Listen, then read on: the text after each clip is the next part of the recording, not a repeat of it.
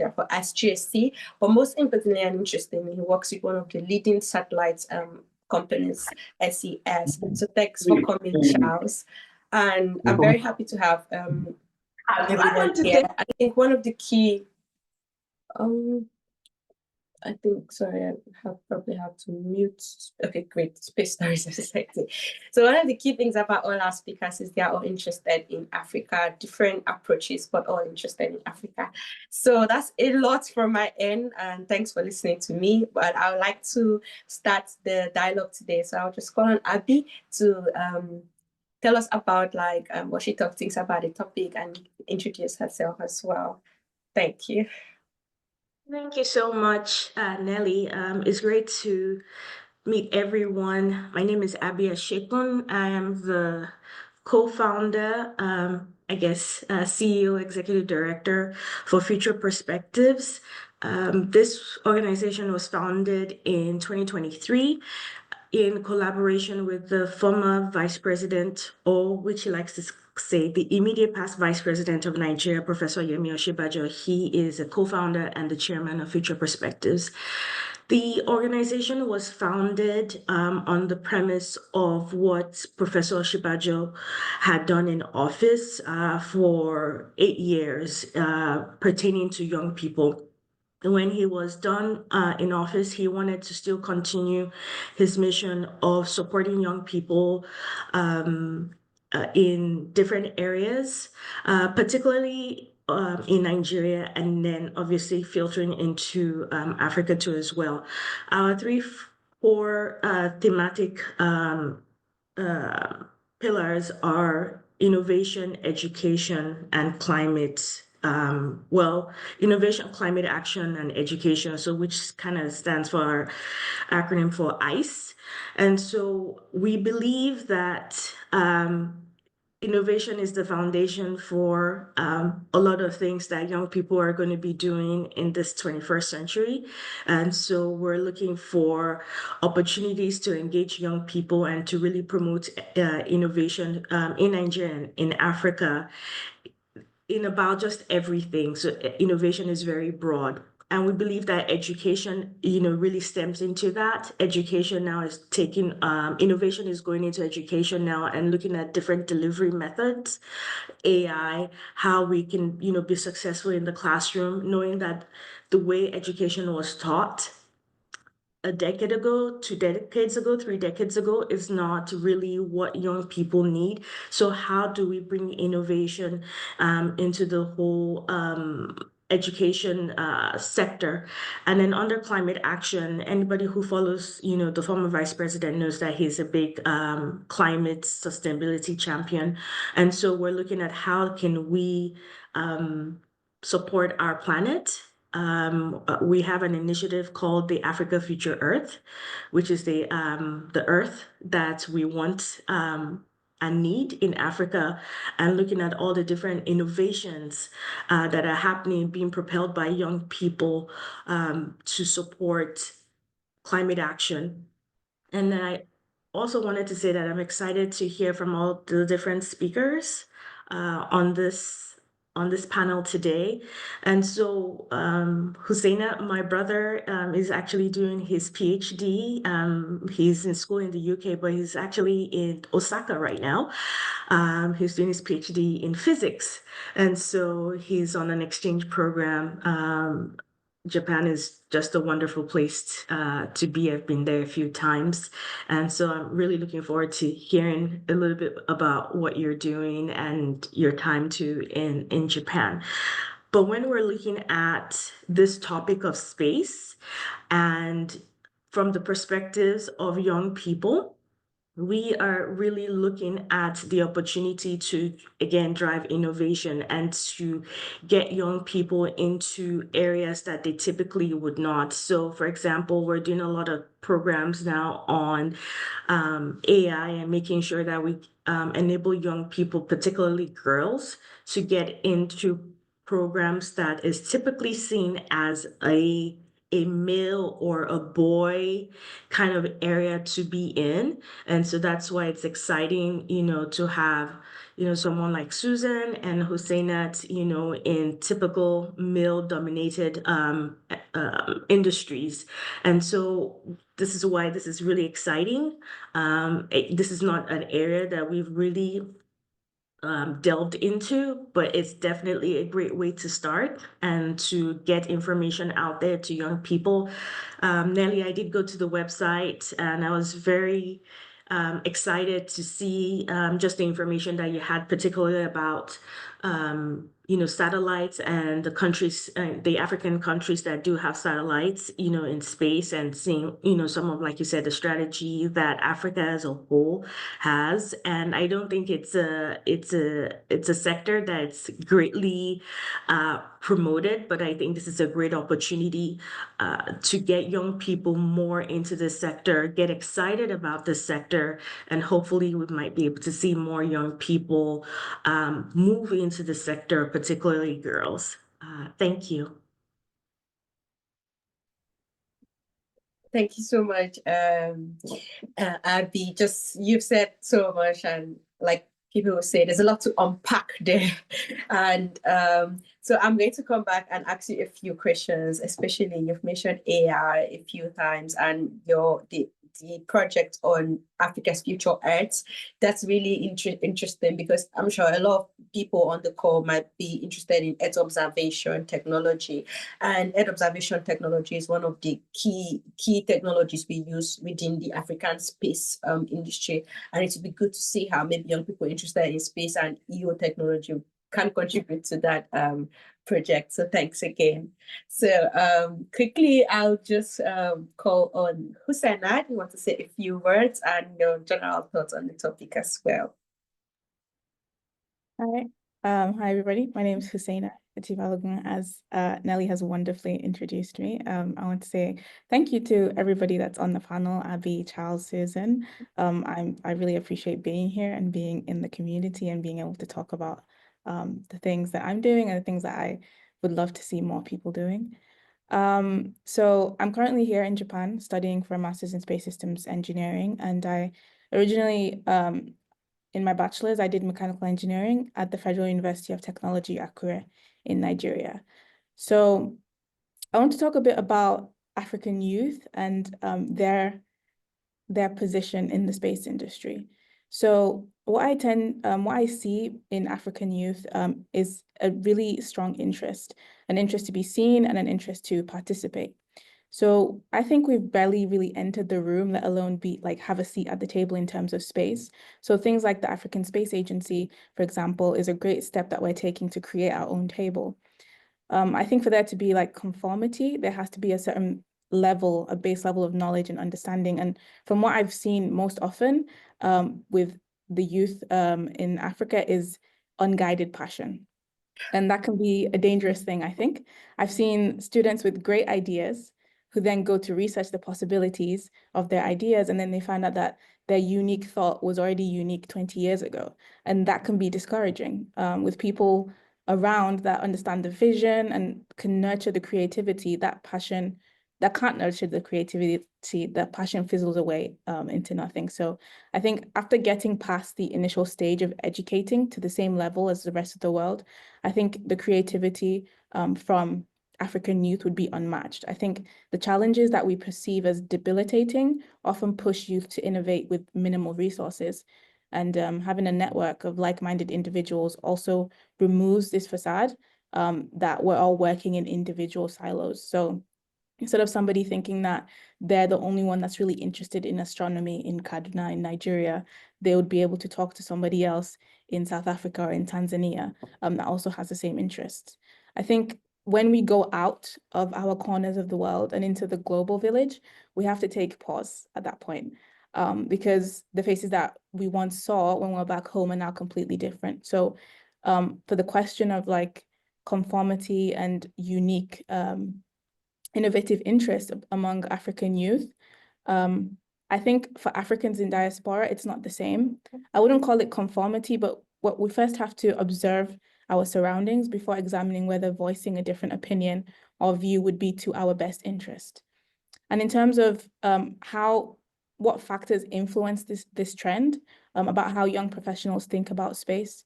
I think one of the determining factors is the entry point that we have to enter the field, whether it be looking at the stars with friends or reading academic papers or building embedded systems or studying history or the history of space in your country. The pathway shapes the way that we see what space could mean to each and every one of us. And I think that's a very, very important thing, how we enter the sector. And another factor that I think influences the trend is having examples to reference. So people to model global figures like Siabule Souza from South Africa or Dr. Funke Abimbola from Nigeria. They show what's possible and challenge the idea of conformity in the wider perspective. As for the African space policy and strategy, I think it prioritizes the use of space for societal benefits, which aligns well with the continent's immediate needs. This focus ensures that space programs are not merely for prestige, but for solving problems like agriculture, disaster management. And this coordinated approach ensures that African nations with limited resources can share infrastructure, expertise, data.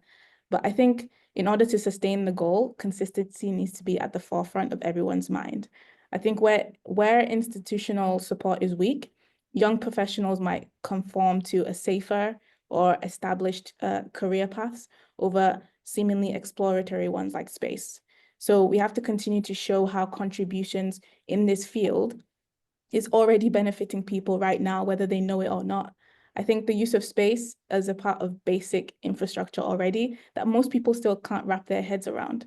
So when it comes to cross-border innovation that the African Space Agency is trying to achieve, young professionals in the sector are critical to bridging the gaps between institutional policies and the grassroots implementations of these policies. So startups and smaller initiatives can then develop more cost-effective solutions that are tailored to African realities and then complement the larger frameworks with agility and creativity. And I will just say that in our fast-moving field, where we're like trying to catch up with the rest of the world, combating the slow progress of bureaucracy in space-related projects or even in any large-scale initiative requires a combination of strategic, cultural, and procedural changes. Yeah, that's what I have to say. That's okay, Kenny, and thanks for your contributions, and thanks for like setting the stage. You said a lot of things that are quite interesting, especially with how young people approach space, considering you said the entry point into the industry is very important, and we are going to come back to that in the Q&A so that we can actually get to the crux of the conversation itself, which is reimagining our approach to space. So I'm quickly going to call on Susan. I don't know if I saw her have some network challenges. Susan, are you on the call? Second. Yeah, she said. Hi, Susan. Hi, good afternoon, good morning, good evening from wherever you are. Thank you, Nelly, for inviting me to be part of the panel and to be part of your audience and to listen to all the discussions, and especially a topic that is very special to me, and I'm sure most of you, anything that is from the continent. So I am Susan Murabana. I live in Kenya, and I'm the co-founder of the Traveling Telescope.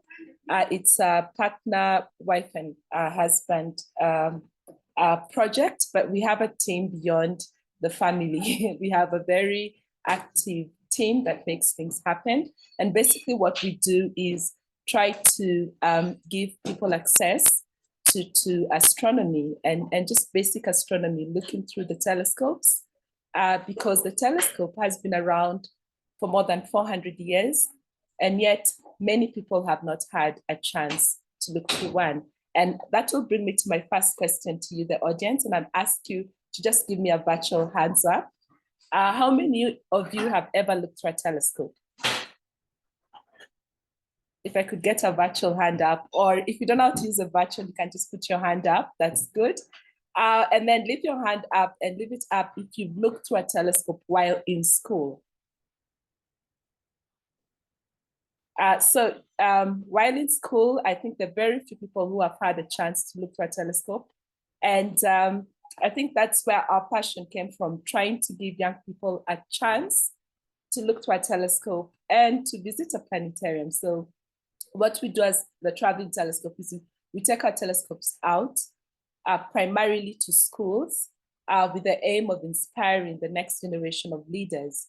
Whether they get into the science field or not, we hope that they can be more aware of our planet and our home, and also get inspired into, solving our problems from within. So we've reached quite a number of schools and quite a number of students directly. Over the years, we're now 10 years old as a company. And we have also had more than just the education side, gone out into promoting our region as an astrotourism site. So the thing that Africa has that's a resource to us is the dark, beautiful, unpolluted skies. Kenya, for an advantage, is right at the equator. So that means we get to see things really clear, and we also get to have the whole sky. And so it's really a good resource to bring in our decision makers, especially the government, to have interest in tourism and astrotourism, but also to engage leaders. Some of the guests we have are the richest in the world. I'll give you an example. A few years ago, right after COVID, we're invited to do what we call a star safari at a lodge, and we had to sign an NDA. And we did go to the lodge, and once we were there, we were told the client was Madonna. I don't know how young an audience you are, but I grew up listening to her music, and I was starstruck. I didn't open my mouth the whole time she was with us. But you have that 1 or 2% of very rich and influential people who can help other people access education or access space education because of their place, what word am I looking for? Their level of access and level of privilege. So I really look at astronomy as a science for everyone. I look at the telescope as a gateway to giving people an opportunity to look up and to appreciate what's up there. I also look at the young kids. As I was doing this show with my partner for Madonna, she booked us a second time where I wasn't starstruck. I was more normal. But as we were doing the show the first time and afterwards, I was trying to reflect and wonder why I didn't speak. But it's the fact that, her reaction is the same as the kid we've gone to in a very rural part of Kenya who has absolutely nothing, but looks through the telescope and is just as mesmerized and as excited as she was. And that's the thing, the unity that, looking up gives us. I'm sure most of you have met astronauts, and they talk about looking for their home when they're traveling up, when they're going to space. And eventually their home is not their country, but it's a whole planet.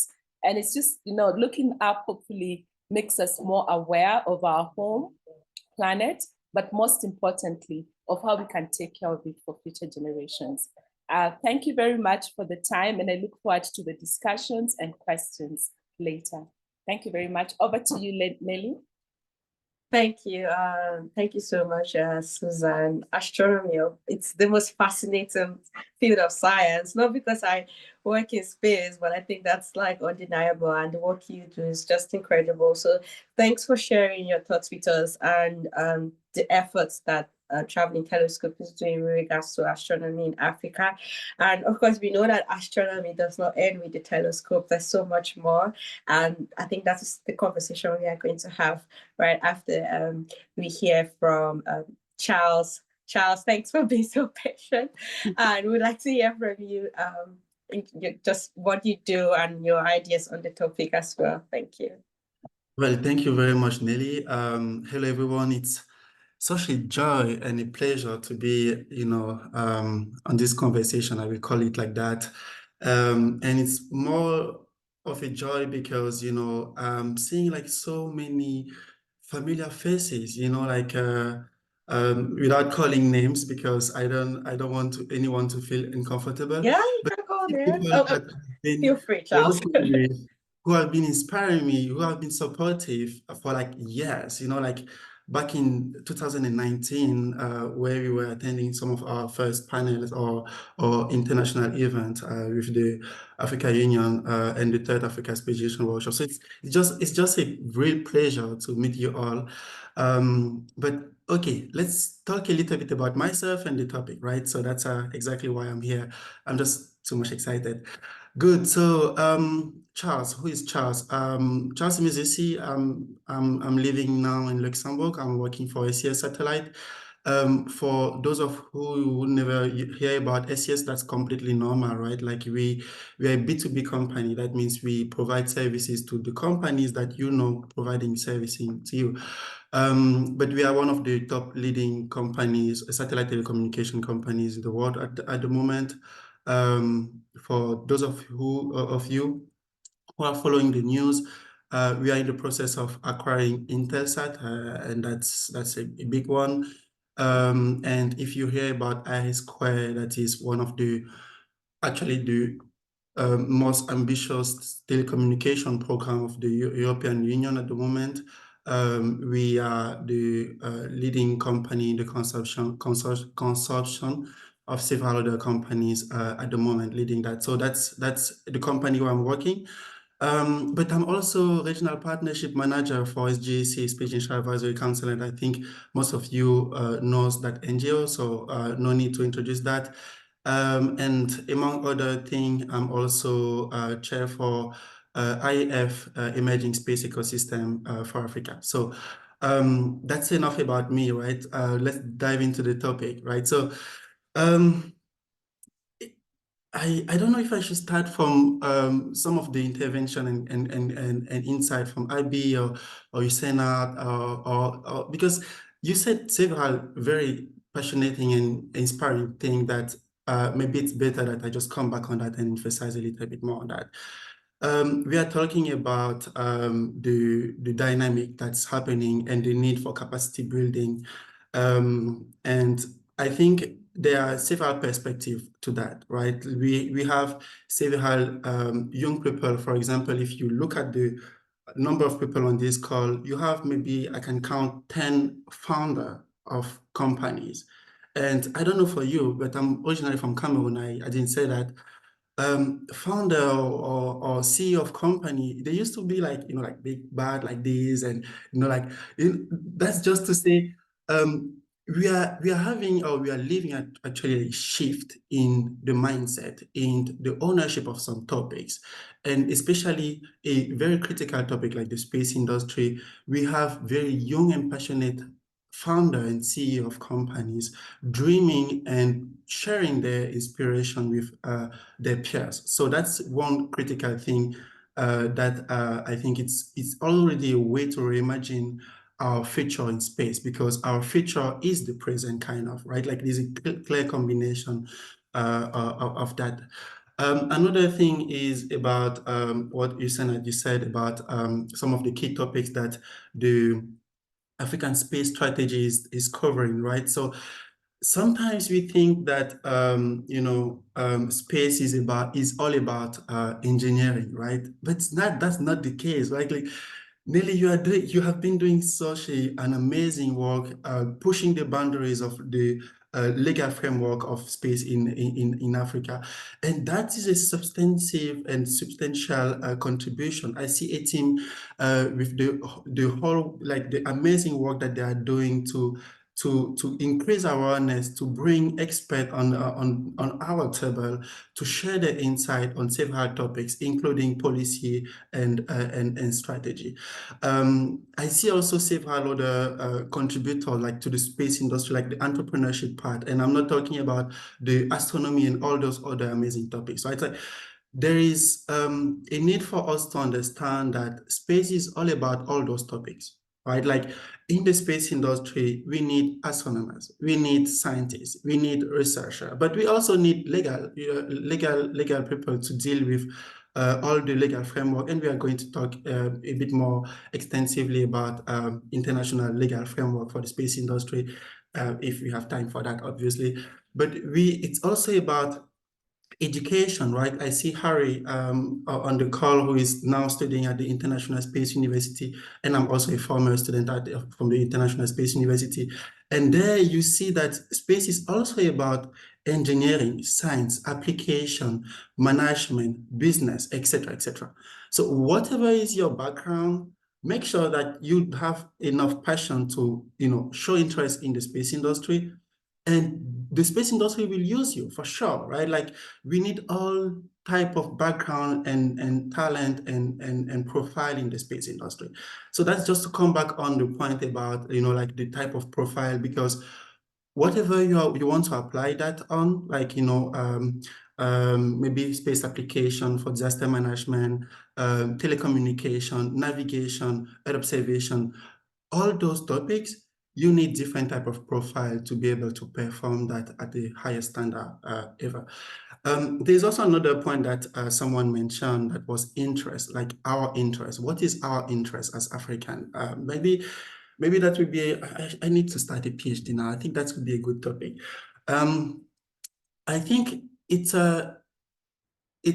something that can help us to reimagine actually our interests, or I would say our contribution to the space industry, but also how we benefit out of that. Because sometimes, and I'm very privileged to have been attending a couple of days ago a panel on where we were celebrating the anniversary of ESA, the European Space Agency, and SJC. And one of my peer on the panel, actually, I will say senior on the panel, is actually on the call right now. And he's also working at ESA. So I'm bringing that back to say, there is a very powerful thing that is linked to international cooperation, and ESA is a very good example of that. But when we are talking about Africa Space Agency, there is a need to better understand what the other did good, but also what they did wrong, in order to reimagine our own future in space industry. If not, we will do the same mistakes, right? That's the first thing. The second thing is, there is a huge ecosystem growing with several different interests. And one questions that we have been having, at least for 2 decades, I don't know, before that, I wasn't there, but one question that we have been having, at least for 2 decades, is how to unify Africa, right? Like, how to bring all the stakeholders in the same line of ideology, vision, strategy, and interest. So coming back to that same word of interest, we will have for sure different definition of what our interest in the space industry mean. But it's also possible to find a common line, right? It's always possible to find a common line. Let's talk about climate change. And Abby, you said you are also focused on climate change, and that's also one of the things I've been working on at SES, among other things. Climate change is one area where we find a common interest, and we know that we need to mutualize and synergize our effort in order to find a common solution. And that's why we can see the power of space technology, because we can leverage like the same resources to address our common problems in disaster management, for example, or other climate-related events. So just to finish on that line, I want to talk about plenty of other things, but I know the time is limited. Just to finish on the line of interest, I think we just need to come together. And that's why I think this panel is very incredible, right? Because this brings us together to think about those topics, so reimagine what we really want, and to imagine or to reimagine, you need to start thinking about that, talking about that, like discuss about that, and then find common lines and ground base to build on. And I think that's the way forward, right? Because there is no single response about what is our common interest. But if we look at what we can be vulnerable to, or what we can leverage as an asset, or how we can be more powerful in mutualizing our effort, or in dividing the responsibilities. For example, at the moment, you have the Africa Space Agency being built in Egypt. You have the idea of the, and I'm just laughing because I don't know if that will be implemented or established soon, but the idea of the Pan-African Space University that was supposed to be in South Africa, but also other initiatives that are at the lower scale or bigger scale, like the EGNOS program with the European Union, the SatNav doing amazing work, also Digital Earth Africa, all those regional initiatives or national one like the Space Weather Center in South Africa, and all the new startups and companies that we can see growing up in several other locations in Africa are just impressive, right? And they are there to respond to the need and the interest of like respective government or respective region. So it's just about finding the common line between all of that and see how us as the next generation or actual generation, I don't know, can better support this momentum and actually drive it forward. So that's what I will, say just for the introduction, but happy to elaborate on anything. Yeah. Thank you, Charles. That was a very elaborate introduction. You have set the whole stage for the conversation, building on what the previous panelists have already stated. So thank you. It's good to have you on the call.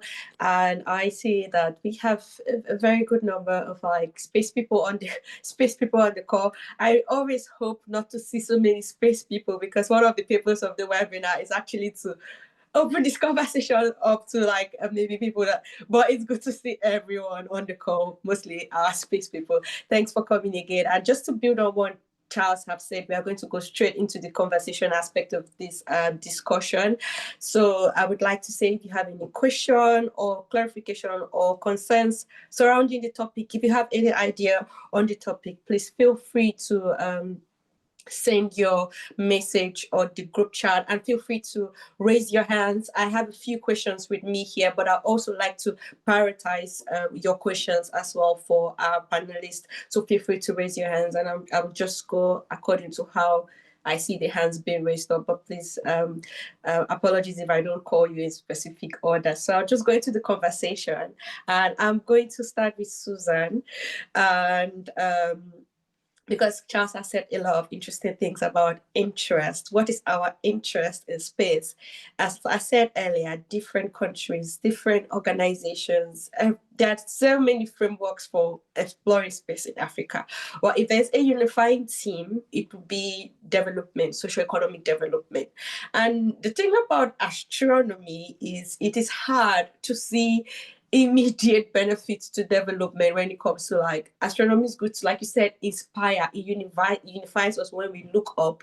But I maybe because I focus more on the industry side of things, how would this translate to development if that is what we're interested in at the continental level? So what would be your perspective on large-scale astronomy missions for Africa? A lot of other countries and continents are, sending, Voyager 1, I don't know all of them, the James Webb Telescope, those really big missions that cost a lot of money, but they are changing the landscape of what we know as, the whole space industry. But we are not very interested in things like that. I can say my own personal opinion.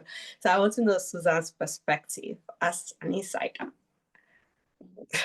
Thank you, Nelly. And that's a really good question. Africa is a really big region to talk about, but I'll tell you my experience. I've been involved in astronomy outreach since 2006. Yeah. And that's a lot of years. Yes. Seeing the change in the landscape, especially for me, the one that's easiest to point out is, the square kilometer array. Yes. Opened up to so many countries within the continent. Hosted by South Africa, part of it hosted by South Africa. Those projects have led to development or, more people coming into the space industry, not necessarily from astronomy. Yes, there's astronomy uptake. I think I can see it in my country. Graduates, from when I started, there was no degree program. But there's also the big data, people in IT. Yes. There's so much happening. Over the years, I've seen the change. And for sure, any country that invests or you see that change in science, there will be development within that country. So for an example, the square kilometer array is not local.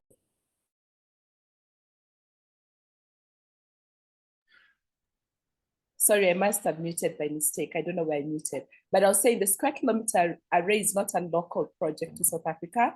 There's so many countries within the continent that are part of it. And so many trainings and programs have been opened up to the younger graduates or students in different fields. And I like what Charles talked about, it's space is really, we are all in space. Space is for everyone. You can be in any different career and be part of the space industry. And that's what this project has opened up. And we've seen over the years what it's bringing. Some of the students will go to South Africa and come back, have startups or be part of the local industry. In Kenya, in 2017, we enacted our Kenya Space Agency. And there's a lot happening now in the country. It's so good to see many people in the space industry, but also very many Kenyans, many more Kenyans than in 2006, talk about space, talk about the planetary parade that's happening now, and all these other things. So, and for me personally, I have been, without knowing, met students who, are in IT, who want to do, for example, a Cupid app, and they've reached out to us because we have a planetarium in Nairobi, and they're like, want to partner and bring in couples for one of your shows. But then they tell you, you visited our school many years ago and that sparked something. Or, someone gets into space law because you visited their school when they were 10, 12, and that has sparked something. And all that, it takes time, and it's hard to convince government, but the agencies are government bodies, which is really good. So you see, the government is in it. For me as a Kenyan with a young space agency, it's nice to know that there's a government arm and that part, because the biggest changer for us has to come from the government. We want to see, change as a country. And for the continent, obviously, when we have the agencies, like African Space Agency, and that connection and unity as a continent, we can go much further. So I hope I'm not taking too much time. No, not at all. Not at all. You've really made a very big case that astronomy contributes directly to development, especially like inspiring young people to create these apps and these startups. And of course, you also said something about it takes time. And yes, and just to add on to that, I think for astronomy, we're so aware that to take one person to space, an astronaut, it takes a whole team of different people in different fields to get that person safely to space. So it's really a collaboration and an interdisciplinary field. And yeah, it's just, all these amazing things that could happen. And I'm looking forward to the first African astronaut. Yeah, me too, but it's been taking forever, but we just have to hang in there. It will happen at some point. Yeah. Thank you, Susan. I think I'm just going to tease out and just invite Abby again to talk about, because you said it takes a whole team and different people. And there's one thing about the space sector is that it can be a bubble where it's just like a small group of people and it's just this person. In this one call, it's possible that Charles knows more than 30 people here already. So it's about opening up the sector to like other people. And I'll just call Abby to talk a bit about when we think about the future, like Susan says, it takes time, but we also need young people and we need capacity building. Is there any insight that you can share with regards to, your expertise in education reform and just opening the sector for us to have that pool of talents from AI and some of the fields that you are working on? Thanks so much, Nelly. There's definitely that opportunity, and I understand what you're talking about. Sometimes even as NGOs, we can be in our own little bubble. I was just this week in a MasterCard Foundation workshop that had 30, they call them YLOs, which is youth-led organizations from across the continent. And one of the things that we all talked about is sometimes, you're in different countries, and even within the countries, you're in your own little sector and you're doing your own thing. So you tend to be in a bubble sometimes, and it's always great to kind of get out there. I think one of the great things that we've seen is the power of social media in connecting with people from across the world, not even really just across the continent. And young people are more engaged than ever. So right now on my desk, you can't really see it. It's a little picture that I have of my son. He was probably 4. And we did the solar system. Well, I did the solar system. It was a project at 4 that they had to do. And it was really interesting because for me as a mom, I got to learn more about the solar system. More, if I told you how many years ago that I went to school, then you kind of guess my age.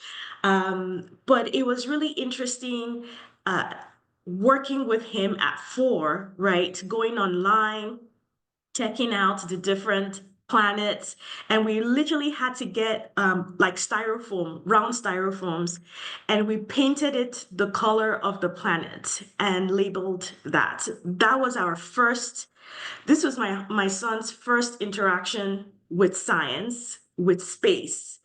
And we got that opportunity to speak about it.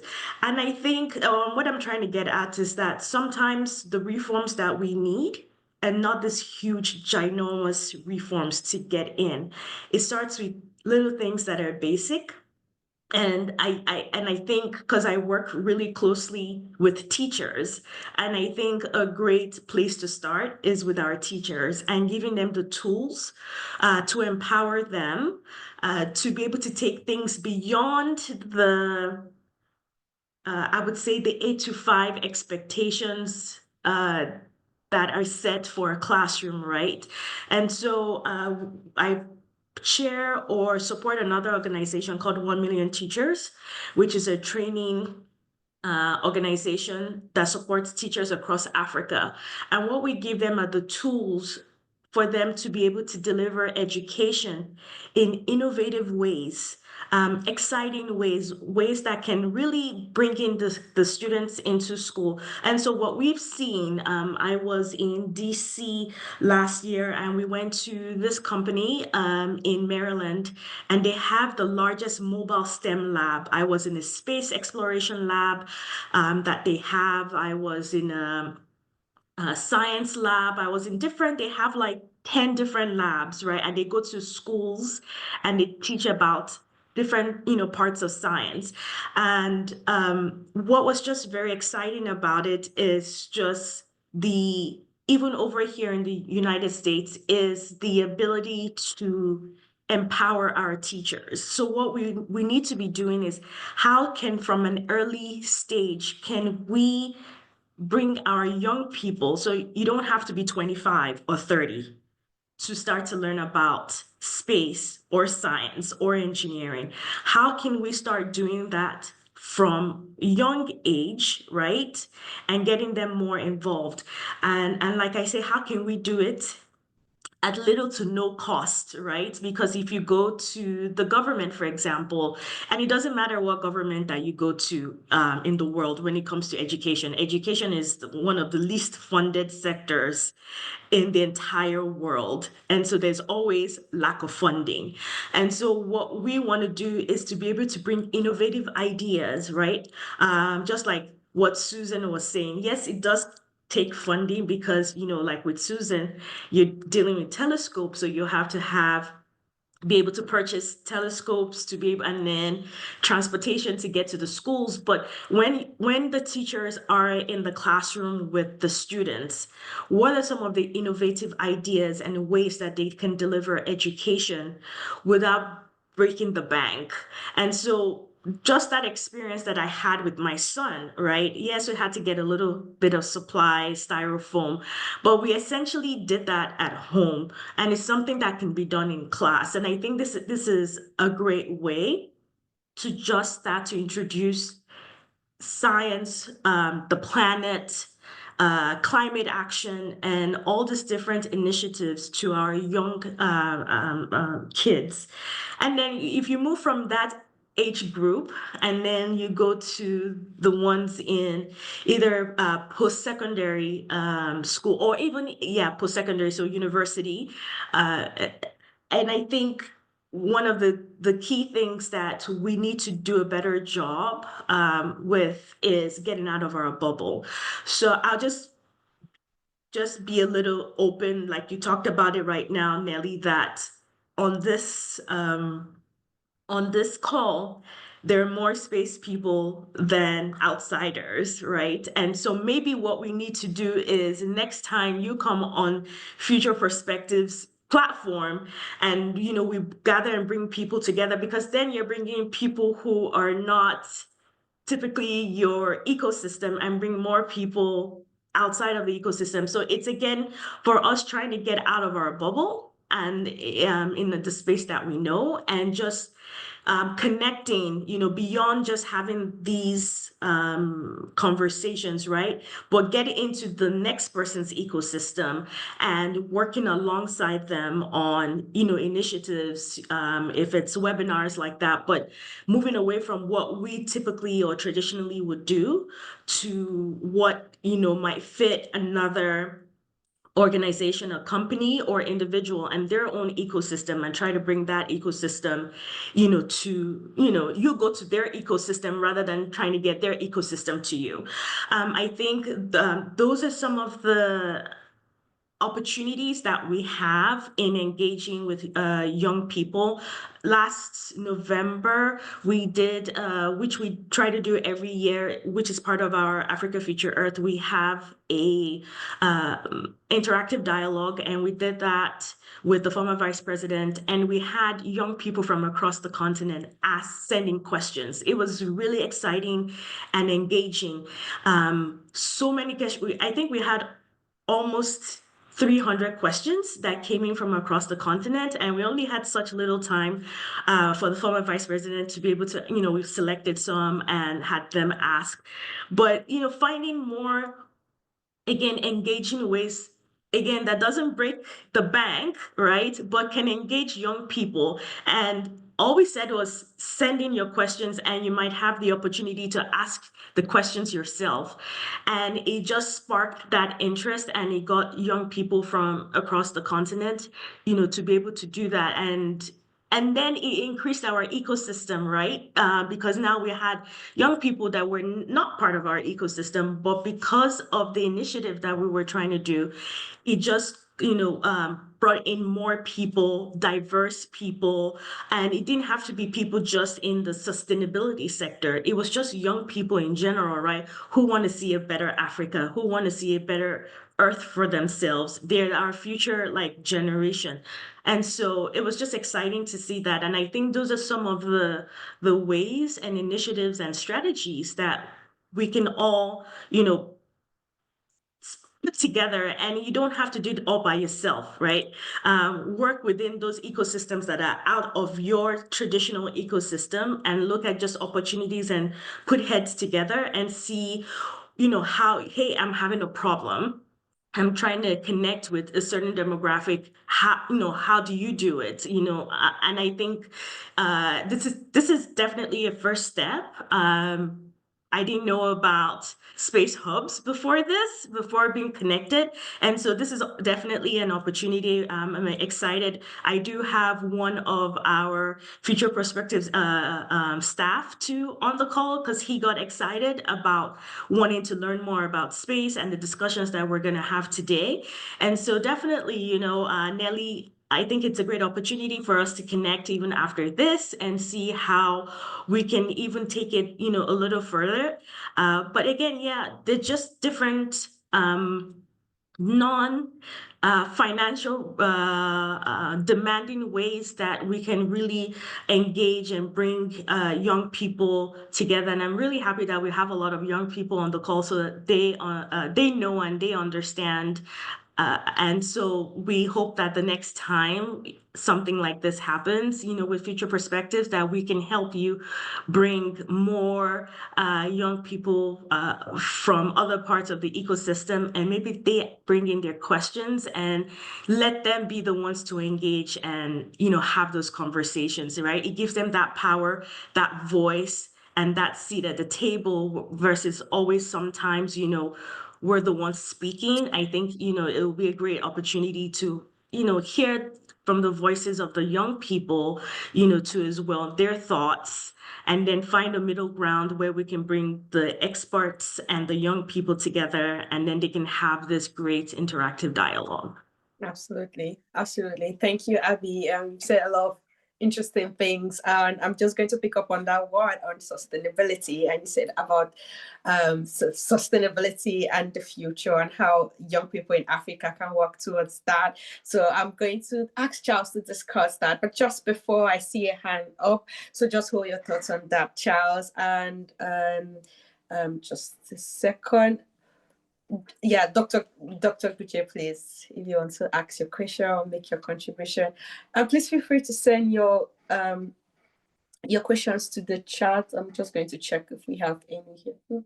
Okay, Dr. Guche, please. Yes, thank you so much. Thank you, Nelly, and thank you to all the presenters. It means a lot what we are hearing, and like Nelly has said, it's also important that we all work together in such a way that we build a system.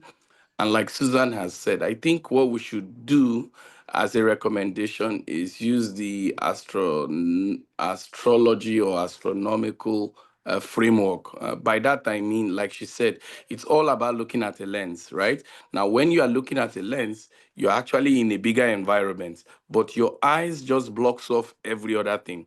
Africa is too distracted. We're always carried away about who is donating, who is giving us money, who will be the next president, who will not be the next president, such that we don't even know what it is when we get to those roles.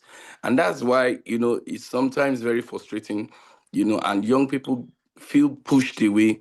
People get upset. We are smart, we have all the resources, and yet we can't progress because we're not looking through that lens.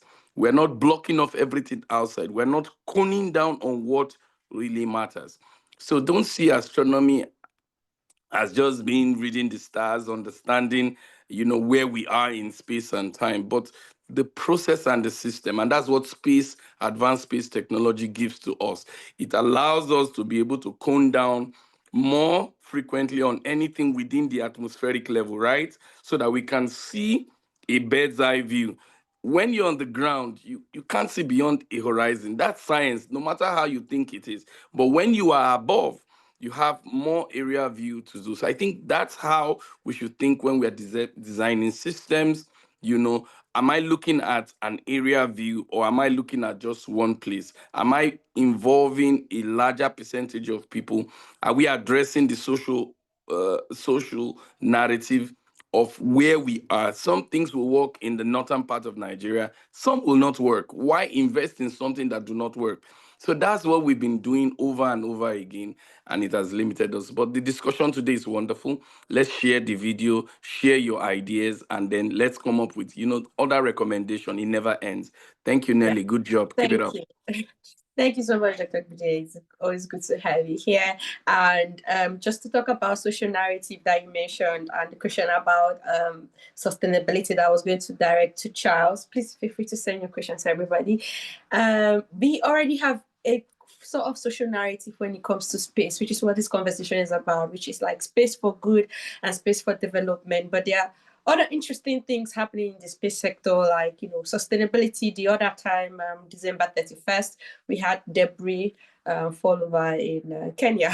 So Charles, if you want to talk a little bit about like what is Africa's approach currently to sustainability, and considering how it's going on in the global space industry, how can we come in?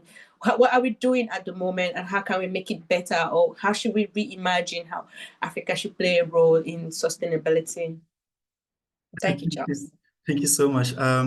I wanted to joke and say I don't know what is our approach at the moment, but joke aside, just wanted to comment quickly on one or two things that has been said, especially what Susan said about astronomy. I think there are plenty of potential economic, development that we can carry on through astronomy. For example, you have new planetarium that I saw in a couple of countries, and that is linked to tourism, right? Like that's linked to like economic benefit where people can actually come pay for their entry fees and get into the planetarium and observe the sky through some of the telescope that they have there or other equipment.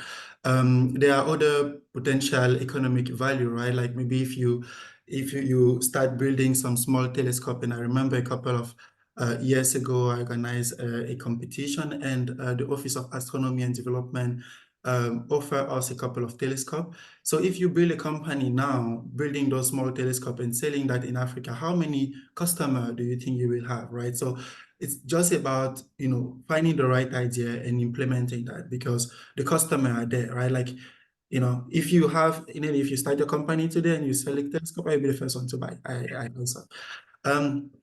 So that was to talk about that, and sustainability. Good. That's also a very, very big topic. Maybe I will start with some of the application or benefit of sustainability before defining what sustainability is from different perspectives. But I will start from what Dr. Bujie said. I hope I'm pronouncing well. I'm very bad with names. So he mentioned looking from above, and there is an amazing book Nelly and myself and a few other person contributed to, and I think even Krakul, the CEO of Space Hub, contributed to that. So it's drawing from above, and in that book we highlight the economic benefit of using space technology to address our socio-economic challenges, right? And that is a huge part of sustainability, because that shows you how you can use space asset to address water monitoring, energy efficiency, agriculture, etc., etc., etc. That's one part of sustainability, the positive part.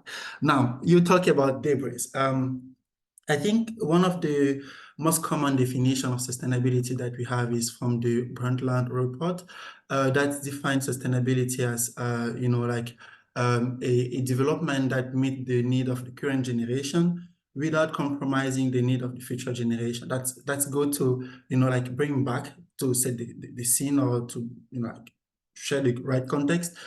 But in the space industry, you have different other elements that you need to take into account, right? So one of the way we look into that, and I will use one lens, so you have different lens.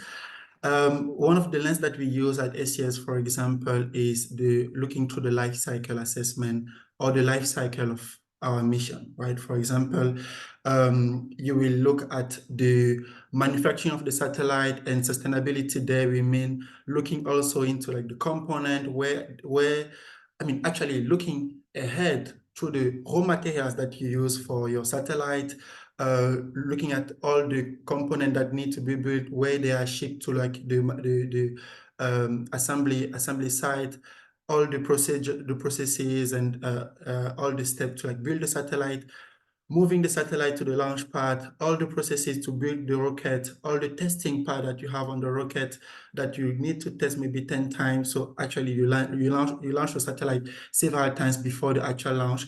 And then you have all those pollution related to that, etc., etc., etc. And then you launch your satellite. You can look at sustainability in all those phases. You can look at the sustainability when the satellite are reach the orbit, where you have the first initial orbit maneuver to position the satellite. You can look at all the other elements that are in space, like space debris, for example, like issues related to space traffic management, issues related to light pollution, and that is a problem that sometimes is very much highlighted and linked to astronomy, because satellite has like those reflection. I mean, if you observe, sometimes it will be difficult to observe the sky because you will have the light that is being reflected from the satellite. That's what I mean by light reflection. And then you have other problems like end of the life of the satellite, or if it is small satellite, like, like small satellite, because you have small and big satellite. Small satellite usually are in the low Earth orbit. So those small satellite sometimes will have to come back into atmosphere, and you don't have a lot of person knowing what happened or what is the effect of those satellite into the atmosphere. So those are other problems. Yeah, Charles, sorry to cut you there. And I just you could go on and on with satellite conversation if we let you. So I just have to kind of like maybe reframe my question. So yes, absolutely, these are all the stages and all the parts of sustainability. But I think I'm referring directly to space debris and STM, space traffic management at the moment. We know that to make the satellite more sustainable, it obviously has to be more expensive. And then to prevent debris, the technology has to be like, very high reaching technology and everything, and that's maybe to bring it down or, in orbit for the satellite to get destroyed. Pardon my very non-technical terms. And then considering the fact that we are hardly building satellites on the continent, of course, a few building here and there, but yeah, I could use the word hardly building satellites on the continent. How do we approach this issue where there's so much a very high expectation when it comes to sustainability, and we are still talking about access, and how do we kind of like reconcile this in terms of like reimagining the future? Should we start thinking about this, high-tech future and start working towards it rather than having smaller goals on application? I think that's just the whole point. Like, what's your opinion on that? And I'll come to the issue of the astronaut later. And I was about to answer exactly to that question. The first thing I wanted to highlight through those all that explanation was that it's easy to think that space sustainability is about space debris only, right? But that's not the case. That's the first thing I wanted to highlight. Now, talking about space debris, what do you define or understand or highlight as debris, right? Is it the actual space debris that are a problem for space traffic management? Is it the debris generated from a space mission, for example, like first stage or second stage of a rocket, or maybe like the satellite that is broken down in space, or the satellite that is re-entering into the atmosphere as a debris, the case that you said for Kenya, for example, that can be harmful for the population on the ground, or actual space junk that you leave in the graveyard. All of them can be defined as space debris, right? So I want to make sure that even if we are talking about space debris, we are also talking about the same thing. Now, I think there are several elements to cover there in order to touch base on our perspective and what we should do as African. I think the first thing is about understanding the overall landscape. And in the overall landscape, I include the policy framework for that. Most of the missions, for example, have to be licensed before being launched, right? And the licensing part cover insurance and plenty of other aspects related to that. If we don't understand that, then we don't understand that there are some levers for those missions in case there are failures that we can leverage and push for in case there are actual causalities or issues on the ground.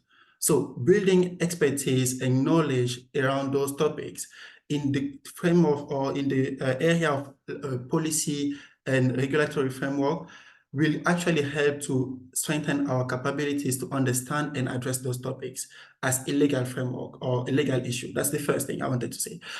Talking about capacity building, it's also about making sure or learning from those experiences to build our own missions that will not be harmful. That's another thing that I will not really touch on because it's not directly sustainability.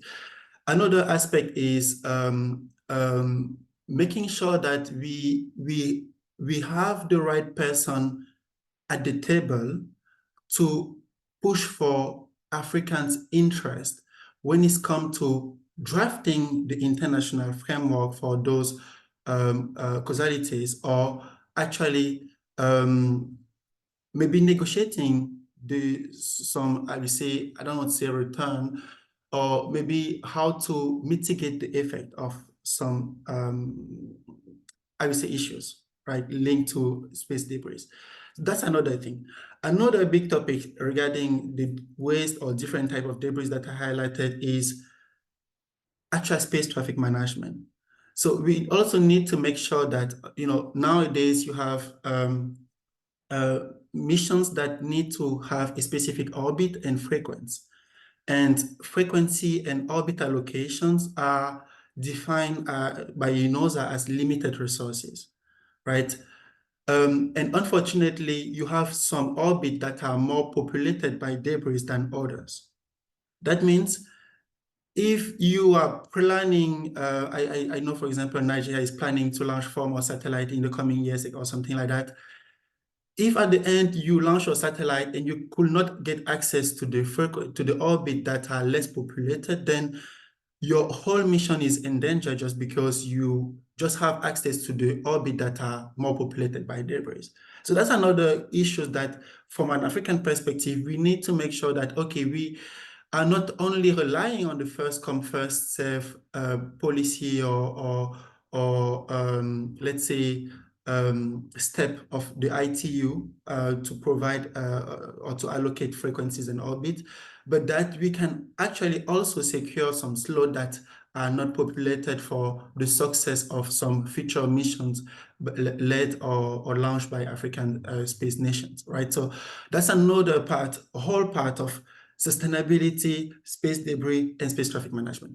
I can go on and on and on, but yeah. No, but you've hit the that. nail on the head, really. Like you've really like addressed the question like spot on. Thank you so much.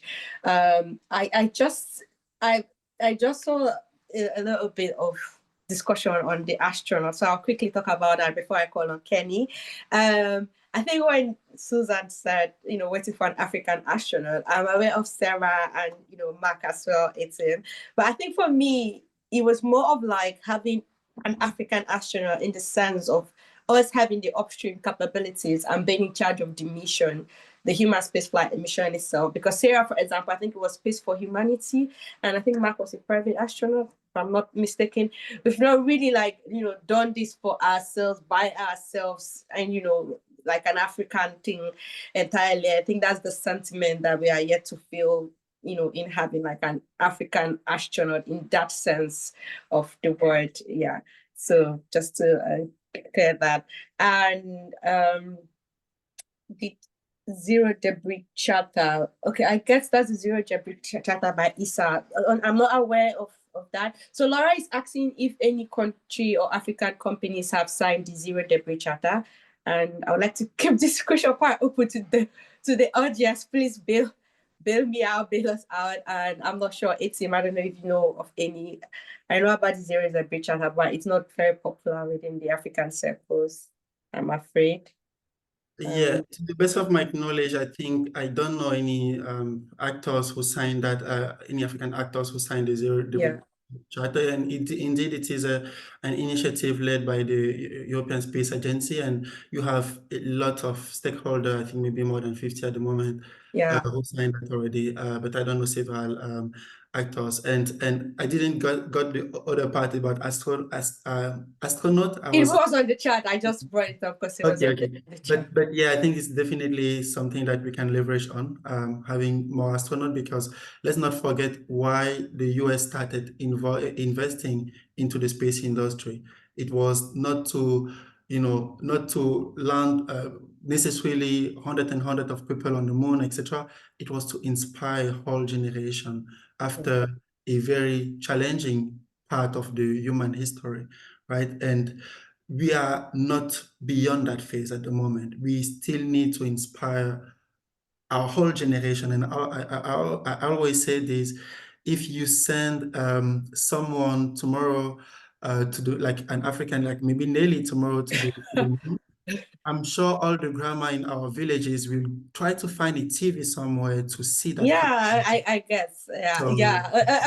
Absolutely, Charles. And I think this is the point of the conversation again about the fact that things like human spaceflight mission are not prioritized. They are not prioritized. And we already have a framework, and that framework for human spaceflight is a luxury. And the question is this the right way to think about space? Because we are talking about, when we talk about desertification and climate change, these are tangible things that are changing lives, right? And yes, I think I see 18 hands on, and I'm just going to stop talking so we have other people contribute. So I'm going to call on Kenny and then 18. So Kenny, if you want to talk a little bit about, you said entry point into the industry is important. That's the first thing you mentioned. And because a lot of us are working now in space and we keep getting told that, socioeconomic benefit and transformation, climate change, and all these tangible things, how do you think that kind of like forms our idea on what we should be doing in the industry? Yeah. Okay, I think I want to go back to what Charles said about the reason that America started their space journey. Yeah. Okay.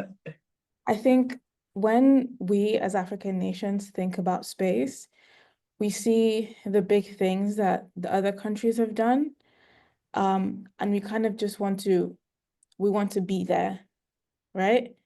But do we want to be there? It's not really reflecting some of our policies and conversations. When I talk to students, like Nigerian students, African students, oh, okay, that are interested in space, yeah, they most often don't know anything about space. They just know, I want to build something. I want to do something, at least the engineering ones, okay? I want to do something. I want to build something, NASA, SpaceX, yeah. So the reason that, America started their journey is not the reason that we're starting our journey or the reason that we're on our journey, okay? So for us, like I already mentioned when I first spoke, right now, space is a basic infrastructure. When America was starting, when Russia had Sputnik, space wasn't basic infrastructure. They were living life without satellites in space. Yeah. But right now, for like intercommunication, like for communication with people in rural areas, satellites are one of the only ways that we can do that. Yeah. So we have to start thinking about how we see what space means to us. Like, what is space doing for us, and how can we start building from there? Okay. So that we don't have to rely on other people's use of space to be able to access the things that we need to access. Beautiful. So in terms of the entry point, I've spoken to different, like I'm in academia, so I'm a student, yeah, but I also am very passionate about open source technologies. So being able to leverage on the work that other people have done, that they have shared, and then build upon that for your own area, okay? So right now I'm maintaining 2 different open source space technology repositories, right? And one of them is for the CubeSat development here in QTech. And I've talked to people that have used this resource, this BIRDS open source resource, to develop country first satellites. Okay. So when I talk to them, and most often they are students that just have an interest and they just randomly found the website, okay? So when I've talked to, and it's not, BIRDS, it's not just like, it's not Africa, so it's not just Africa, it's worldwide. I've talked to students from South America, from other emerging nations that have different entry points. That's why I think that really struck out to me, that I wanted to mention the different entry points, is that there was a team from Bolivia, and what they had done is it was two individuals, one male, one female, and they really had an interest in space. They had this like a center for science already in their school, and they were like, I think somebody saw something about a CubeSat satellite and they were like, oh, I want to do something like that. And they asked somebody else, do you want to do that? They were like, yeah. So the first thing that they did was read papers. For a whole year, they were just reading articles, journals, papers. That was their entry point into space technology and space engineering. America's entry point was, we don't want to be the first. We don't want to have some kind of threat above us. Yeah. So they created this mass hysteria of you should push us to do this, and this is what we want to use your money for. So you have to, you have to be so scared that you have to tell us to use your money to do this, And then other universities, like other student clubs in like Nigeria, they see individuals. They see Nigerian individuals that have gone outside the country, that have developed things, that are talking about things. Yeah. And that is their entry point, a human being, a role model. So No, yeah. There's different ways we have to look at how our societies are coming into the space industry. And I think we have to start building opportunities for those different paths. So I think that is my perspective on that. Spot on. Thank you, Kenny. And yeah, that's really interesting. Thanks for just mentioning that. And I want to get Etiem's perspective on that, because he worked very closely with the team that gave us the continental policy and strategy that we are currently working it with, which is for socioeconomic good and for development. And if Etiem wants to talk a bit about how else we can see space in Africa in terms of the future. Thank you, Etiem. I saw your hand up. Yeah, thanks, Nelly, and thanks, colleagues, for the discussion so far. When I raised my hand earlier up, it was actually in response to maybe just to chip in something regarding the earlier talk about the let me see whether I can get it right. I mean, anyway, the Zero Debris Charter. Yes. It's also a concern for me too. Why? Actually, I'm not aware of any African institution, company, or country that has signed that charter. And I think one of the reasons may be that many African institutions don't see that as a concern. There's always this thing about this is for spacefaring countries, in quotes, or those who are more engaged in space. But the truth is that especially with the recent happenings in Kenya, in Ethiopia, we will see that space debris is not bound by geographies. So it's really important that African institutions, I use the word institutions just to cover companies, countries, and other organizations to be involved in all these frameworks, which is connected to what Charles talked about, I guess, earlier about Africans participating in these governance frameworks, the development of these governance frameworks. It's important for us to be in the room, but not only to be in the room, to be on the table, but not only to be on the table, to be involved in what's going on the table, at the table. Whatever decisions come out from those discussions, the impact on Africa, if not now, in future. It's very important. I'm really happy with what Charles is doing on the space sustainability side, and it's important that we all get engaged in that. I also wanted to chip around. Susan, it's great to see you. It's been a long time we met. I think that was during the ALC, I guess, or somewhere. I can't remember exactly. And the work you're doing with the traveling telescope. I've also been thinking in the course of the discussion around the concept about innovation. So we're talking about future perspectives. You're trying to look into the future. Of course, as I learned in future studies, I am at ISU with Charles. Nobody can predict the future, but we have alternate futures. So you can select which of these alternate futures you want to pursue. And that's where innovation comes in. So in all our activities, in all our platforms, we have to think about innovation. So I've been thinking about innovation from the angle as it applies to like astronomy. So when you hear astronomy or astrophysics, sometimes it looks so far off. Sometimes it looks so difficult to do. Astrophysics is not an easy subject to do, but people do it. But I like what's going on in countries like Kenya and South Africa. So South Africa has the recently astrotourism strategy.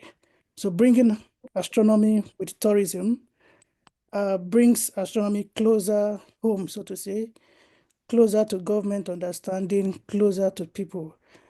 I don't know whether Kenya has that kind of broad-based astrotourism strategy, or maybe Traveling Telescope is looking at something in that frame. But I think that's one of the ways we can bring innovation into those, in quote, high-level fields, so to say. We're also looking forward, since you mentioned the African Union, the African Outer Space Program, we're all looking forward to April when the African Space Agency will be inaugurated. But I'm also trying to be very careful, trying to centralize every activity in Africa on the African Space Agency. The agency cannot do everything, so we need different programs at national level. We need organizations, we need the NGOs, the civil society. Even when it comes to international collaboration, international partnership, one has to be careful trying to centralize it on the African Space Agency. I was part of those that drafted the policy and strategy, but that was not the idea, putting everything in one. It won't work. So we all have to be engaged in these discussions at local level, national level, and of course, at the international level. Yeah, thank you. Thank you. Thank you so much for sharing your thoughts. And yes, looking forward to the Africa Space inauguration, and looking forward to like seeing more of like the contributions from the African Space Leadership Institute. It has been a very inspiring program for most of us in the industry. So thanks for sharing your thoughts on the subject. And we have Ka Uwes hands up, the director of the International Institute of Space Law. Apologies that I can't pronounce your name very well. It's good to have you here, please.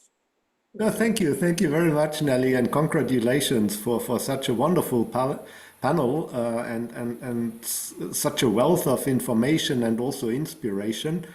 I would like to react on the ESA-led effort for the Zero Debris Charter, because I'm actually working for ESA, and in the background you see what Charles alluded to. We 2 days ago only celebrated the 50th anniversary of ESA and the 25th anniversary of SGAC, and Charles was on our panel from the SGAC side. I wanted SGAC to have a regional coordinator on the panel, and I thought that Charles representing Africa would be the Absolutely perfect thing, because and here I just want to make one point. You talked about a bubble. Yeah. A bubble in Africa. You haven't seen the European bubble. and I can tell you, I will tell many people to watch the video. I think you're recording that, yes, and you yes, make it available. I will tell them, watch this, and you will learn such a lot, and you will look above your European bubble horizon, and that will be so good. So I'm very much inspired by this panel and by this event. So thank you very much for that. Let me just say one point on the debris charter, the Zero Debris Charter, and thank you, Etim, for mentioning or taking that up. And I should mention I was on the panel which Etim set up 2 years ago when inaugurating the institute. So I'm very proud to be having been there at the earlier moment. Now I'm telling too many stories. I should say that this charter is okay, fine. It's the charter, but now we are going together with the signatories we are going on an eye-level basis on the further implementation and the fine-tuning and on the processes and the standards and all this, which make the Charter alive. And there I can only invite more and more institutions to participate, because now it's really getting interesting. You are not just signing and you have to do what the Charter says. Now it's the time that you can co-create the real things which are happening. And if you can also advise us how to approach institutions in Africa, that you, Nelly, Etim, may promote that, we will be more than happy to work with you and to bring in your ideas and your reflections to that, because they are absolutely welcome. And as Husseinat said, you can be proud to be so agile, innovative, and forward-looking, and this is also something Europe needs and where we can learn from you. Thank you. Thank you so much, and thanks for just bringing the zero debris charter to the forefront, since it has to do with everybody's future. Does this charter head code of conduct on ballistic missiles? It's also something like the zero. It's different, but they had this strategy where they saw that a lot of African countries were not responding, so they did regional seminars in different parts of Africa, and they did lots of seminars trying to actually explain the content of the charter and let people know that this is what this is actually about, and then take feedbacks and questions. I attended one of the seminars in Abuja, and that's how they are able to really get lots of countries and organizations coming to the charter. So maybe opening up, like Etim said, if it has to do with debris, and it might not be something a lot of people might be interested in upfront, but if people can understand what this is about. For example, I just knew about the charter when I was researching about ISA and the EU and sustainability. I was researching and I found it. So if kind of like an event, or we could talk more about that later and just open up the conversation within the continent, I believe that might help. We are way past our time, but we still have a few minutes. So I would like to wrap up the conversations here so that we can hear from all the speakers. So I'm just going to start with Abby. If you have any final words to talk about the topic, or how we can go forward in Africa and the Africa space industry, or from future's perspective point of view, what we can do, any recommendations or final words to the young people listening, that would be great. Thank you, Abby. Thank you. This is really great. Starting up at 5 a.m. in the morning, this was very engaging and exciting. It woke me up. I just want to say thank you to everybody for bringing your expertise and your insights and information to the forefront. Future Perspectives, which was really, the name came from the former vice president, is our young people are our future and their perspectives matter. So that's really essentially what the name stands for. And that's exactly what we want, is to have these kinds of platforms. So Future Perspective, we do convene platforms to engage people, particularly young people, to have young people, again, discuss, interact, share their frustrations, as well as the successes that they're having. And I know, I can't remember his name, who talked about from looking from the top versus and be more laser focused. Well, one of the things I want to share, again, going back to my son and as a mom, as an educator, is understanding, in order for us to be able to look from the top down, we also need to be able to go from the bottom up as well. And so we cannot forget about kids in school. Our generation might not be the generation that might see, more Africans go into space, but the future generations will be able to do that. And I believe that we're setting the stage for that. But in order to successfully set that stage, we need to bring these young people in from an early stage where they're still filled with so much hope. You can inspire. They get excited, when you talk about space and exploration, and you can see their eyes light up. And I'm talking about kids in rural areas, okay? We're not just talking about kids in urban schools, and they're going to the best private schools and all of that. I'm talking about young kids in the most remote areas that you can bring in that kind of information. And those are the people, for me, that I want to inspire and encourage, because they're the ones that are going to lead what the platform that we're creating right now. They're the ones that are going to do really great things, probably better than Elon Musk or Jeff Bezos and everybody else that's going into space or trying to, do whatever they want to do in space. So in everything that we do, I just kind of want to make sure that we don't forget the kids, and particularly we don't forget the teachers, right? Because you need good teachers in order to learn. You cannot today, Husseinat doing her master's and all these people, they're going to school and they're having the best educators to support them.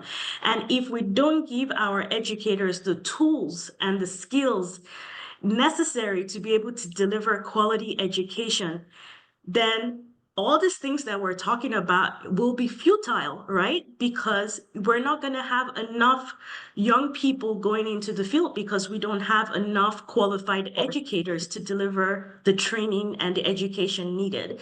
So in everything that we do, to me, education is still the foundation of it all. And if we don't get that right, then I'm sorry, we are not getting anything else right. So let's not forget that. Let's not forget our teachers. They're the pillar of our society and economy.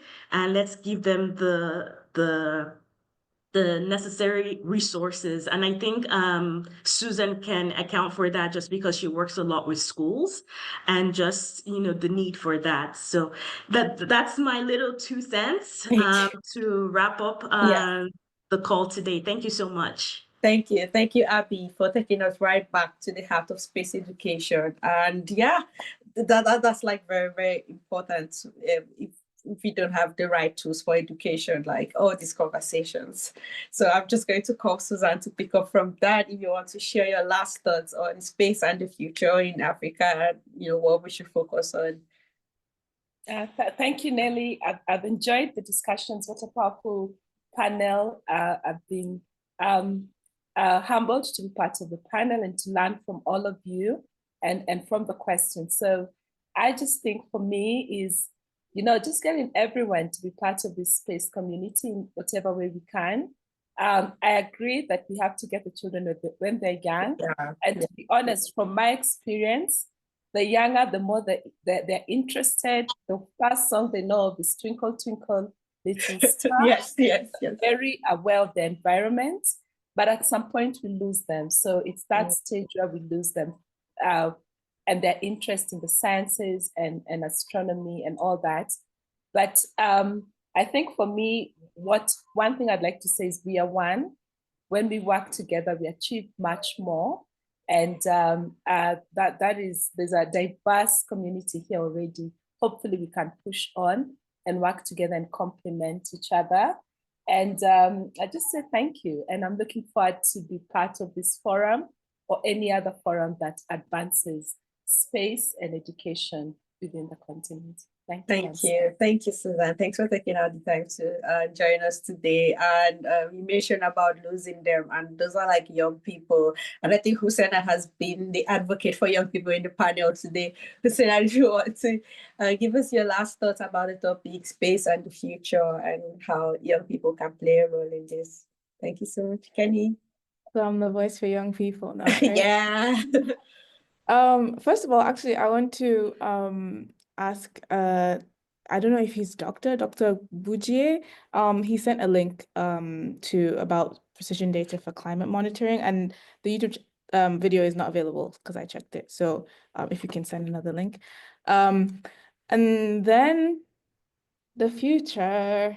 Okay, so I want to say, okay, so Nelly brought up something before, and I wrote it down, but I didn't bring it up. She said to make satellites more sustainable, it has to be more expensive. And I was like, that's why I wrote it down. I was like, why does it have to be more expensive?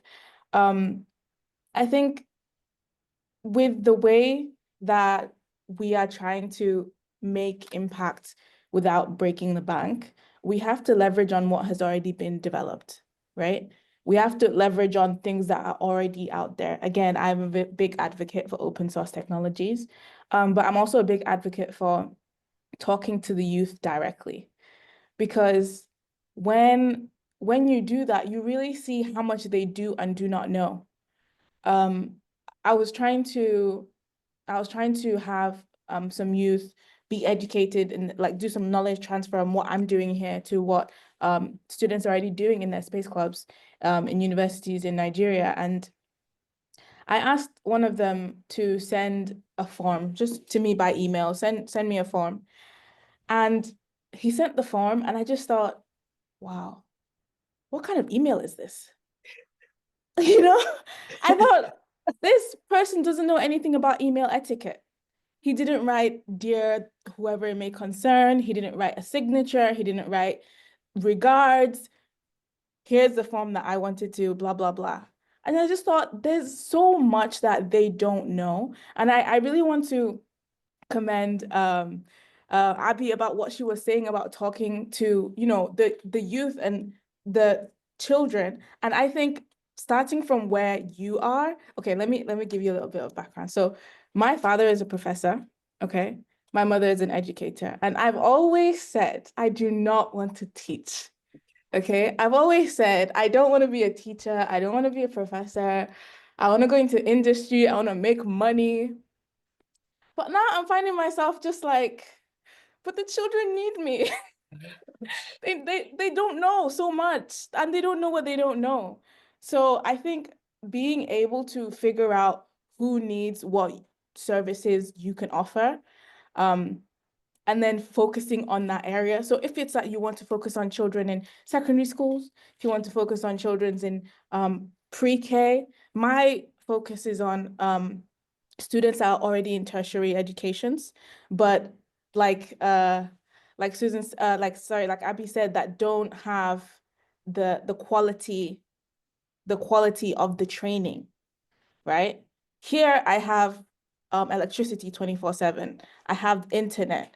You know, I can do anything I want instantly. I can send as many emails I want to within a day. Okay. But other teachers in Nigeria might want to do that, but they have their workload.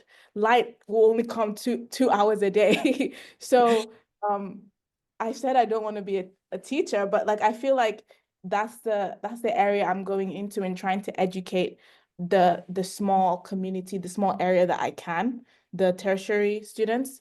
So yeah, I think it's about finding what your localized area of skills and interest is, and who needs that, and who you'd be passionate to give that information to, with or without being paid. So that's what I think is the way Absolutely. forward. Thanks, Kenny. And it's really good to see you just find your niche and your little area where you want to contribute and go for it. Yeah, apologies for not using the right terms, especially considering you're a space systems engineer. But yeah, I didn't mean like, you know, making the satellite more sustainable is making it good to be more expensive. But I was looking at the whole industry around re-entry and dragged out technologies. Those are obviously more expensive and more advanced technologies than building. So yeah, just to make that quick correction. But it was really good to have you on the call today, and thanks for sharing your perspective. We are going to wrap it up with Charles. And Charles, you want to, you know, summarize the conversation about Africa and the future in space? Well, summarizing, maybe we need a teacher for that. No, so thank you very much for the invitation. Thank you very much for all the panelists and everyone who contributed before in all the conversation. That was very much powerful and impressive and insightful, right? I learned a lot. That's amazing to to have all of us together and talking about the future of our continent, but also how we leverage this amazing technology to push the boundaries of technology, for example, through, and I always say this, like through space technologies, you push the boundaries of other technologies such as robotics, big data, machine learning, etc., etc. And that is something important to always keep in mind. Talking about, future perspective, and I'm very much happy to get to know you, right? So, and I think I will quote you, like, the future is about youth, and their perspective matter. So I will for sure use that for another conference or panel. But I wanted to come back on one or two small things, right? Like you said that you shared something that is super powerful about you coming back to teacher. And you also highlighted that, Abby, that we need to emphasize and provide the right capacity building and trainings to youth. Another very much important component to that is what you said also, you said that the role models, right? So I can't stress enough the role of having the right mentor, whatever you are trying to do or push or make happen. And we have this motto at SES, people make it happen, right? So you might not know everything, right? But sometimes you can just find the right person to get the job done. You might not know everything, but sometimes you can get the right support to understand and have a different perspective. So mentorship is sometimes also the key where you have a gap also for capacity building and knowledge. There are several other things that I will wrap up here now. I introduced myself also as IF chair for the Emerging Space Ecosystem for Africa. And I think out of everything that we said, there is a huge component of capacity building that we definitely need to emphasize on and to improve. There is a very important line for regional collaboration where we definitely need to come together, work together, discuss together, investigate what we can do and how we can make it happen, and then get to work, right? So there's time for talk, but there is also time to act. Another element or key component, and that's because Nelly asked me to wrap up everything, right? So I'm just doing my job here. Another big component is policy and advocacy, right? So a team spoke about being on the table and actually contributing to the discussion on the table, right? So we need to find a way to enhance our capabilities, learn, grow, mature in all those policies and framework and strategies, but also contribute. And there is a fine line into knowing and being part of, right? So you can know, but if you don't want to be part of something, then other will always draft the law that you will have to follow, even if you know, right? So at some point we need to take that step. And another part is about public-private partnership that we definitely need to stretch also. Lastly, and I finish on this, we spoke about youth, and I am also a very much ambassador for youth capacity building. But there's one thing that I want to highlight, right? Like we spoke about interest, but there's that component for youth, right? They are not doing that for interest. They're doing that for the passion of the science, of the technology, of the knowledge, of the discovery, exercise, or experience, right? And that passion is something that can be really powerful and make a difference in the way of addressing or getting involved into space. Because if we are only talking about interest, then we will always see, that basic infrastructure that you mentioned, right? Like what space can do for us, but there's a lot more out of that scope, right? And that's one thing that we definitely need to emphasize on. And I think if for all of us on the call, if we look at some of the opportunities out of the continent, including, for example, some of the ones being shared by IF, like being able to share your paper, submit a request for a presentation at a panel or at a conference or a workshop, the mentorship program that IF organized, etc. We can also leverage external platform to empower our own communities and ecosystem.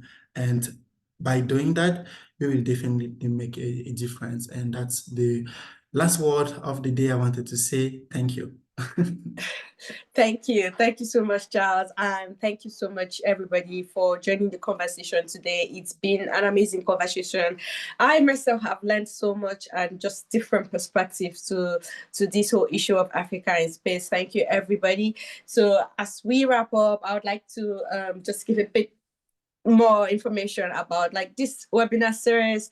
We are still going to discuss more. We are going to talk about Africa space identity. I think everybody has mentioned that in different ways. Husseinat said something about entry point and in terms of young people, but also how about entry point in terms of as a continent, and as a continent, what is our projection? What is it that we really are doing in the space industry? And this is just one of our speakers. It's built off from a research that someone's working on, Natasha. We are going to have her, where she's working on Africa's space identity. So I'm really inviting all of you to join that conversation coming up next month again. So thank you. And yes, just before we go, please do follow us on social media. Let us know about this webinar, what you think about it. And I'm going to send all the links to the group chat right about now if Richard hasn't done that. So thanks a lot for joining us, and feel free to connect with the speakers if you want after the call. I think most of them are on LinkedIn, and they'll be happy to request. Yes, I think we also have Kweko on the call, our managing director. And quickly, if you just want to say hello, or just right before we finish the conversation off for today. Thank you, everybody. Yeah, All right. Kweko. Thank you, Nelly. This was a really great conversation. Happy to listen to all the different speakers. First and foremost, I would really want to give a extended thanks to Nelly, who is obviously the host of these Space Dialogue sessions. This is now the third season of our dialogue sessions. I think this is the second or third year that we've been doing this. And so without her, obviously, these conversations would not have happened. And it's really great to see that there's an engaged community that's interested in the discussions around African space. This is the first one of the year. 2025 promises to be a great year for African space. I mean, we all know the inauguration of the African Space Agency is happening this year. But outside of that, these kind of conversations give me hope that each of us here are going to contribute to a successful industry, right? The future of African space, and we're talking about reimagining the future, it really begins with each of us in this call, right? So it's not just the big organizations that drive the African space industry forward. It's each of the people who are actually contributing on the ground and trying to make things happen. So I also want to thank everybody in the call for joining.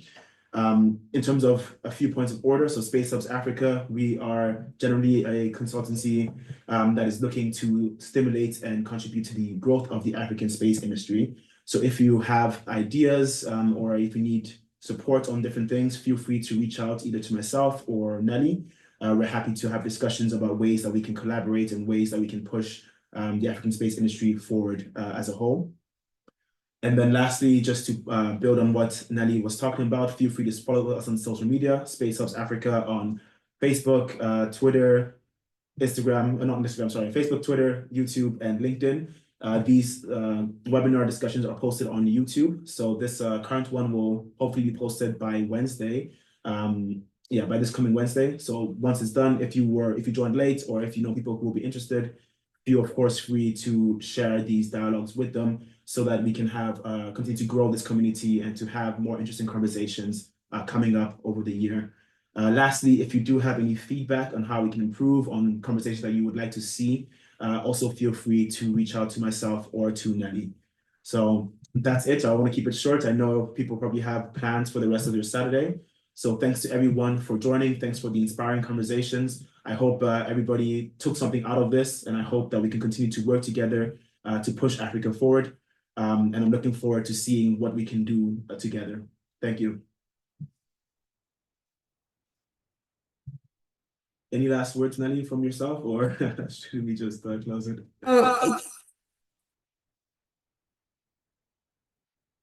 Okay.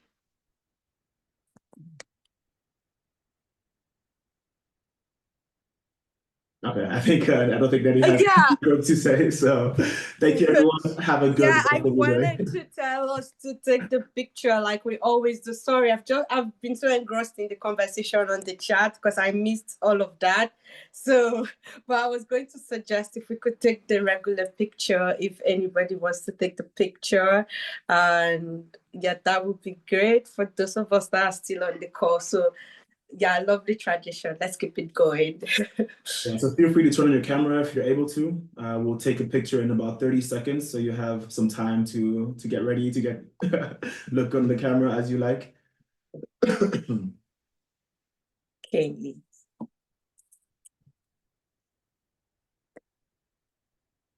Okay. Great, we got a picture. Great. Thank you. Thank you so much, Kwekwe. And thanks everybody for joining again today. And I hope to see everybody on our next webinar in February. I hope everybody gets a chance to attend. Thank you, everybody. Have a great Saturday. Thank you, everybody. Thank you. Until next time. Thanks. Bye. Bye. Bye-bye.